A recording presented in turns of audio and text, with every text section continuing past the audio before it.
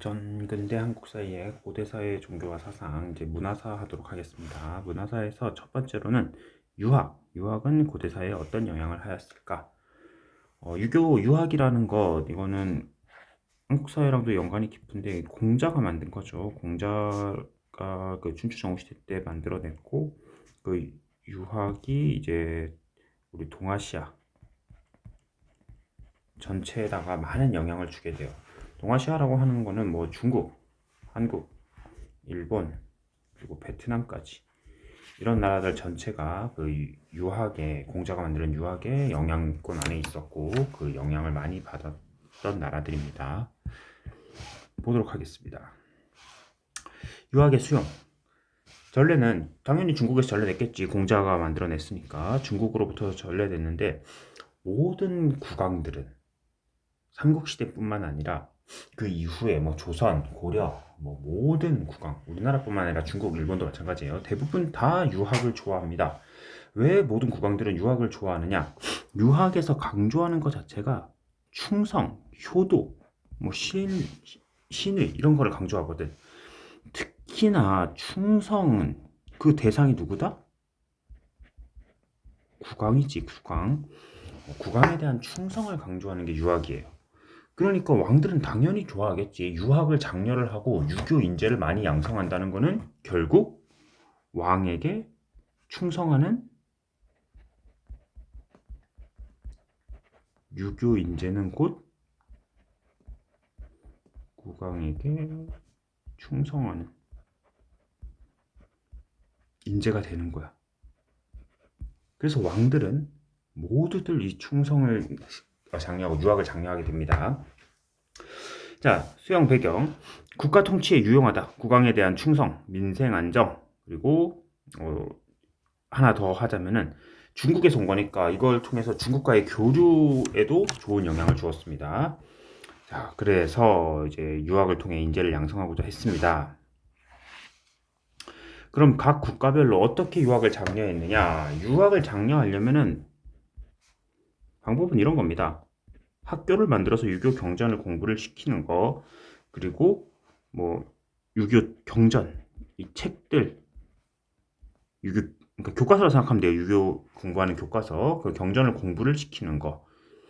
또 뭐 시험 같은 게 있겠죠. 시험을 봐가지고 유교 인재들을 양성하는 거. 그런 방법들이 있을 겁니다. 자, 그럼 국가별로 보도록 하겠습니다. 고구려. 고구려는 수도에다가 태학을 설립해요. 자, 소수리망 또 나왔습니다. 소수리망의 3대 업적. 무조건 기억합니다. 앞에서 우리 했던 거니까 복습 차원에서 불교를 공인했고 뭘 반포했다? 율령을 반포. 그리고 세 번째가 태학 설립. 이 태학 지금 나온 거죠. 태학은 유교를 공부하는 대학교예요. 학교라고 생각하면 돼. 학교에서 지금은 뭐 대학교 가고 뭐 고등학교 가고 하면은 국영수 뭐 배우고 대학교에서는 전공을 배우고 하잖아. 그것처럼 고구려 시대 때 이 태학에서는 공부를 하는데 유교 경전을 공부했습니다. 그래서 유교를 공부 열심히 한 인재들을 양성을 하는 거죠. 지방에도 학교를 만듭니다. 지방에 있는 학교는 경당이라고 해요. 자, 수도는 태학, 지방은 경당. 여기서 역시 유학과 무술, 활쏘기 이런 거를 교육했다고 합니다. 다음 백제는 특별한 학교 이름은 남아있지 않아요. 하지만 오경박사라는 제도, 이 유교 공부를 한 사람들을 이렇게 임명하는 그 오경박사, 지금도 이렇게 각 학문에서 뭐 석사, 박사 있잖아. 그것처럼 오경은 유교 경전이에요. 사서오경이라고 하는데 오경, 유교 경전 5개예요. 5개의 경전을 공부 열심히 한 박사, 그리고 유교를 일본에 전파하기도 했어요. 혹시 여러분이 내년에 세계사나 뭐 이런 걸 공부하게 되면은 일본의 백제가 유교를 전파를 하면서 일본의 그런 국왕 천황들의 그 권위, 왕의 권위 상승에 뭐 영향을 주기도 했습니다. 이건 적지 맙시다 그냥. 다음 신라. 신라는 역시 유교 교육을 했던 것 같아요. 그래서 임신석이석이라는 돌인데 돌이에요 돌. 근데 이 돌에 무슨 돌이냐? 화랑 있잖아. 신라의 화랑. 이 진흥왕이 만들었던 화랑. 그 화랑들이 스터디 플래너예요. 스터디 플래너. 자, 여러분 스터디 플래너 쓸 때 내가 뭐 몇 월 며칠에는 뭐 국어 공부를 하고 몇 월 며칠에는 한국사 공부를 하고 이런 거 계획 짜잖아. 똑같습니다. 이 화랑들이 돌에다가 글을 새겨놨는데 내가 몇 년 몇 월까지는 어떤 유교 경전을 다 공부하고 또 그 다음 어떤 경전을 공부할 것이다 이러면서 그 다짐 그런 거를 적어 놓은 거예요. 임신서기석입니다. 자, 돌에다가 그렇게 경전 공부할 뜻을 세웠다는 것 자체가 신라에서 유교가 중요했다는 걸 보여주는 거겠죠. 화랑은 당시 엘리트들인데 그런 거 공부했다는 거니까. 다음 진흥왕 순수비 앞에서 나왔죠. 진흥왕이 이제 영토를 넓히고 만들었던 그 비석들인데 거기에 유학 경전을 인용한 거에서 삼국이 유교를 각각 이렇게 장려했다는 걸 보여줍니다. 다음 통일신라 역시 유교 정치 이념을 강조합니다. 특히 무열왕계가 왕권 강화 과정에서 앞에서 얘기했었죠. 그 무열왕계 뭐 문무왕, 신문왕 이런 왕들 무열왕계가 왕권 강화 과정에서 유교 정치 이념을 강조했어요. 그래서 왕의 권위가 상승하였다.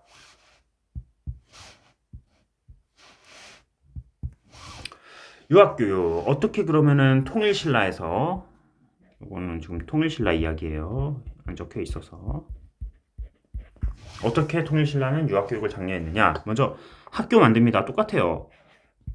앞에 고구려는 태학이었지. 자, 통일신라는 국학이에요. 신문왕이 설립을 합니다. 인재를 양성하려고 했고 주로 공부를 했던 사람은 육두품들이 공부를 했던 것 같아요. 그 진골 귀족들이 최상위였잖아. 골품제의 최상위인 진골 귀족들이 있었는데 진골 귀족들이 유학을 그렇게 막 열심히 공부한 것 같진 않고 주로 육두품 세력들. 얘네들은 그 골품제 기억나지? 이렇게 있어가지고 여기 진골, 뭐 육두품, 오두품 있어서 육두품은 여기 위에 올라갈 수가 없었죠. 항상 상한선이 있는 그런 계층이었잖아. 골품제에서 앞에서 신분제할 때 했습니다. 이 육두품 세력들이 왕한테 잘 보이고 싶은 거야. 왕한테 잘 보이면 혹시 왕이 이 골품제의 한계, 이 한계를 좀 벗어날 수 있게 해주지 않을까? 진골들은 굳이 그럴 필요가 없는 거지. 진골들은 어차피 뭐 최고까지 올라갈 수 있는 사람들이고 육두품은 항상 그 밑에 있는 2인자인 게 싫었던 거죠. 그래서 왕한테 충성을 하는 그런 유교 경전을 많이 공부를 했을 거라고 생각합니다. 다음 독서 삼품과 원성왕 이거 시험입니다. 시험 국학은 학교였죠. 이거는 시험이에요. 독서 삼품과 관리 채용할 때 시험 보는 건데 원성을 많이 샀겠지. 원성 시험을 봤으니까 원성왕이에요.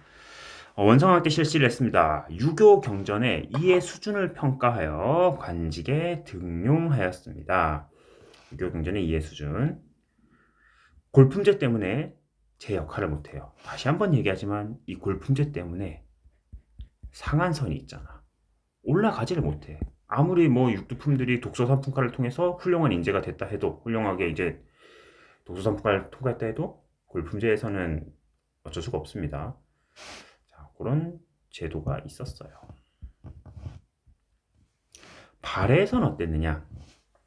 발해 역시 유교를 강조합니다. 그래서 발해의 통치 제도가 삼성육부라고 해요.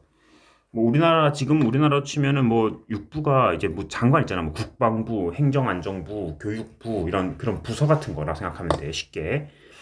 근데 그 육부의 명칭이 원래 이런 거거든.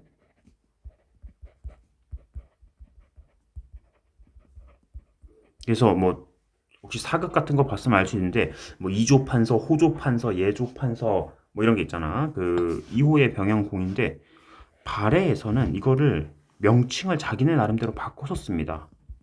충인의 지예신 충인이 지혜신 해가지고 이거 유교에서 되게 강조하는 것들이거든. 이걸로 바꿔서 사용을 하면서 나름대로 유교 정치를 강조하는 걸 보여줍니다. 또 역시 학교 만들어요. 주자감이라고 하는 발해 학교를 만들었고 발해 유학생들이 당나라로 유학을 가요. 당나라로 유학 가가지고 당나라의 그 외국인만 보는 시험이 있어. 외국인 특채 과거 시험이 있는데 그 당나라의 과거 시험인 외국인 시험 빈공과에 합격을 했다. 이거는 발해인뿐만 아니라 당시 발해랑 같이 있던 신라 사람들도 많이 합격을 합니다. 아까도 얘기했듯이 신라의 어떤 계층? 유품들이 대표적으로 최치원 신라의 신라 말기 엄청난 천재 중에 하나인데 이 사람도 육두품이었어요. 그래서 최치원이 당나라에 가서 빈공과에 합격을 했대요. 그래서 그것도 1등으로 합격을 해가지고 당나라에서 관리를 지내기도 했습니다. 그래서 최치원은 얘기를 조금만 더 하면 당나라에 가서 이 빈공과 합격을 해서 당나라의 관리를 지내. 그러다가 자기 조국인 신라로 돌아왔어요. 나중에 신라로 돌아오니까 당연히 최치원 생각했겠지. 내가 저 큰 당나라에서도 성공을 했는데 신라에서도 나를 인정을 해주겠지. 하지만 신라는 또 나왔습니다. 이것 때문에 최치원이 올라갈 수가 없어요. 육두품이기 때문에. 골품제의 한계 때문에 육두품은 안 된다. 결국 최치원은 관직을 버리고 그냥 낙향해 버립니다. 자, 다음 신라 말의 유학. 유학의 역할은 사회 모순을 비판, 개혁을 주장하는 방식으로 바뀌어갑니다. 신라 말에는 왜? 유학을 공부했던 육두품들이 있으니까. 육두품들은 불만이 있었을 거 아니야. 그 사회 모순이라는 건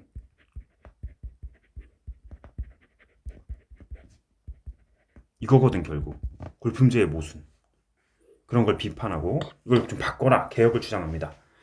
특히 자 밑에 2번 육두품 도당 유학생들의 개혁 요구, 골품제의 모순을 비판하고 개혁을 요구합니다. 하지만 실패하였고 육두품 지식인들은 이제는 안 되겠다. 이 나라는 썩었다 하면서 반신라적 경향을 초래해요. 이들이 반신라적 경향을 보이면서 어디로 가느냐?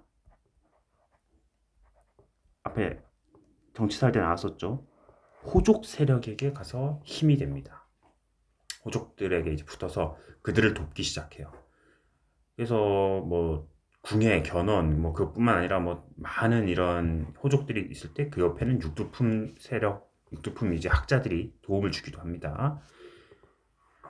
유학에 가는 의, 신라말 유학의 의는 새로운 시대의 방향 제시 그리고 그 개혁적 분위기가 고려로 이어집니다. 그래서 고려에서는 그 골품제 같은 제도는 사라지게 됩니다. 골품제는. 자, 오늘은 내용은 좀 짧습니다. 여기까지 하고 교과서를 봅시다.